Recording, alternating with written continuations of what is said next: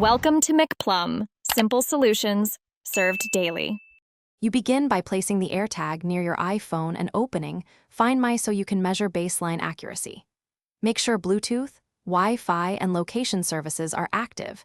These services combine to refine location. Once done, tap the AirTag in Find My and note the displayed distance and direction. This initial proximity reading gives you the first data point. You need it for comparison when testing accuracy in different environments and orientations. You now test the AirTag across realistic scenarios to understand accuracy. Walk a measured route outdoors, then reproduce it indoors around walls and furniture, noting meter discrepancies. Make sure to use precision finding on UWB-capable iPhones to compare its arrow guidance against the map pin and distance readout.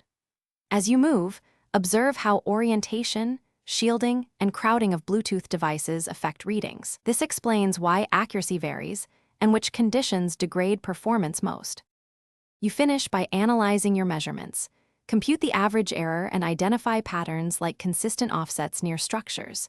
If readings jump or disappear, make sure to toggle location services and Bluetooth, restart your iPhone, and remove any metallic or RF blocking cases from the AirTag. Once done, reset the AirTag or update firmware if problems persist.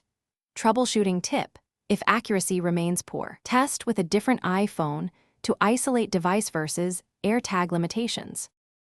Thanks for watching. Stay juicy and subscribe.